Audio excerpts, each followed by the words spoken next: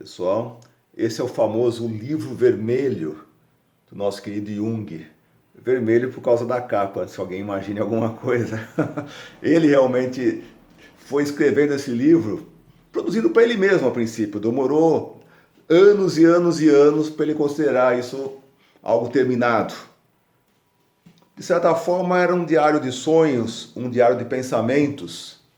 E tanto é que ele não queria de jeito nenhum que isso fosse publicado enquanto ele estivesse vivo. Depois que ele morresse, ele deixou a decisão para os seus herdeiros, se publicariam ou não. Tanto é que esse livro é relativamente recente a sua publicação. Foi ansiosamente esperado por todos os junguianos e todo mundo que aprecia o pensamento moderno, né? E ele realmente tem uma certa... Ele é um hermético, digamos assim, para a maioria das pessoas. Até mesmo para os próprios junguianos. Tanto é, e é um livro de, digamos assim, custo material dele é bem elevado. Cerca de $150. Repare que essas pinturas que estão aqui foram feitas pelo próprio Jung. Porque ele percebeu que muito do que ele sonhava, muito do que ele imaginava, as palavras eram insuficientes para transmitir. Então ele tentou transmitir isso através de imagens. Há quem diga que ele mesmo desenvolveu as tintas que ele utilizou, foram artesanais. Ele foi, inclusive note, até a parte escrita do livro, ele fez de uma forma quase com um alemão arcaico, com letras que lembram muito o que os monges transcreviam nos mosteiros em relação aos livros.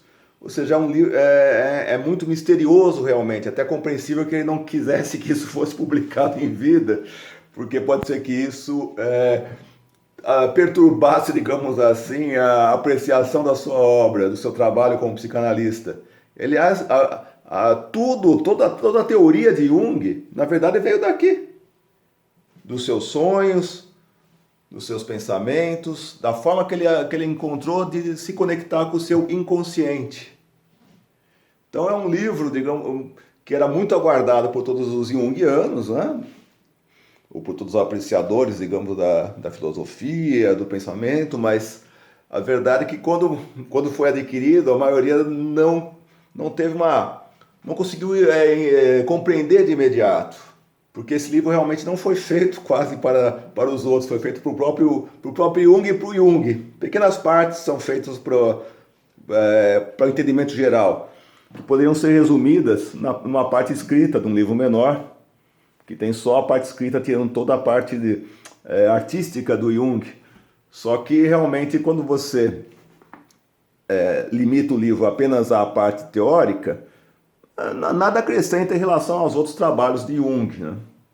Então muita gente ficou meio não digo decepcionado, né? Mas foi assim, aquela coisa tipo, eu mesmo comprei o livro no primeiro momento, não fui capaz de analisá-lo como deveria. Hoje em dia, me sinto apto a fazer essa análise, não só por ser um psicoterapeuta junguiano, como também por ser artista plástico, o que me permitiu entender por que o Jung buscou a pintura como forma de expressar essas sensações que ele tinha nos sonhos, nas vivências, na imaginação dirigida. Eu mesmo, digamos assim, tive minhas experiências com a pintura.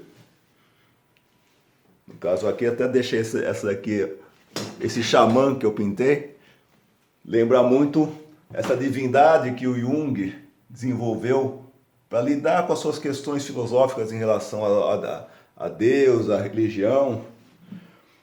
Jung também usou muitas mandalas, muitos desenhos, muitas figuras geométricas para poder meditar sobre o assunto. Temos aqui um dragão de Jung, que me lembra muito também meu próprio dragão. Esse dragão sempre brinco que é o meu autorretrato. Tem muito de mim. Aliás, tudo que a gente pinta, tudo que a gente desenha, a gente consegue transmitir muito de nós mesmos. Essa é uma das vantagens das técnicas da imaginação ativa e da imaginação dirigida de Jung, que surgiu de todo esse trabalho que ele fez com ele mesmo. Ele estudou o seu próprio inconsciente, a partir daí ele teve base para poder estudar o inconsciente dos seus clientes e também de desenvolver toda a teoria psicanalítica junguiana. Então é interessante realmente. Esse livro, muitos tentaram escrever sobre ele. Foram publicados, na verdade, poucas obras, umas 5 obras sobre o assunto. Mas uns interpretaram como se fosse quase uma premonição da Segunda Guerra Mundial, nas pinturas e nos pensamentos de Jung. Outros interpretaram como uma consequência do seu rompimento com Freud.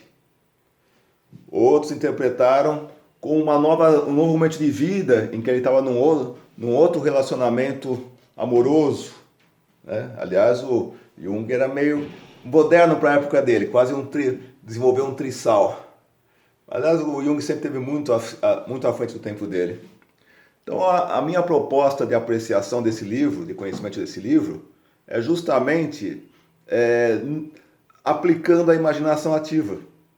Ou seja, não é uma compreensão intelectual do livro, da obra, e sim uma compreensão emocional. Vivenciar as telas, os trabalhos do Jung em exercício de imaginação, nos projetando na história, deixando nossa imaginação fluir, que foi o que ele fez com ele mesmo.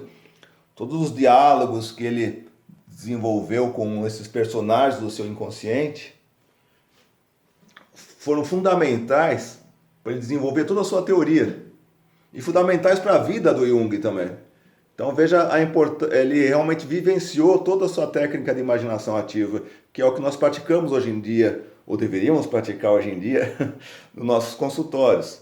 Veja, por exemplo, a questão de às vezes interpretar um livro de uma forma muito, digamos assim,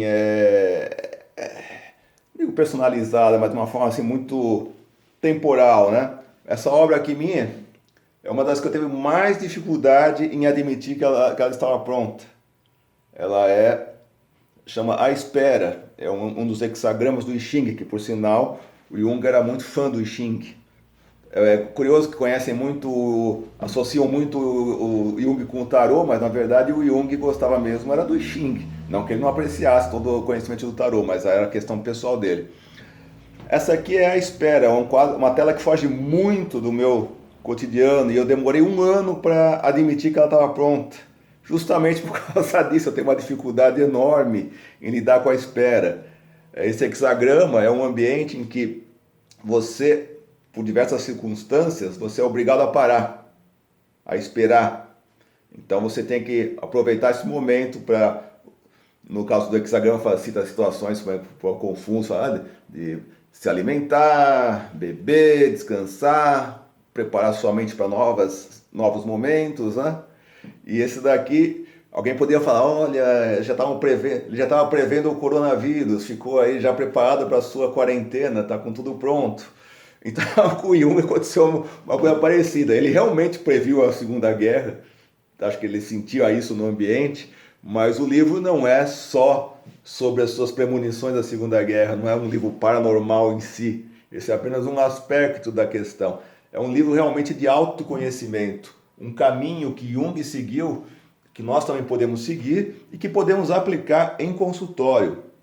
Então a minha proposta é criar um grupo de estudos, onde a gente use a imaginação, a gente vai criar, cada um de nós participantes desse grupo, vai criar o seu próprio livro vermelho, o seu diário dos sonhos, os seus exercícios de imaginação transcritos, seja na forma de texto, seja na forma de pintura, seja na forma de dança, cada um vai descobrir uma forma de gravar essas sensações, esses pensamentos. Então nós vamos fazer um estudo de Jung, do livro vermelho, de uma forma vivencial.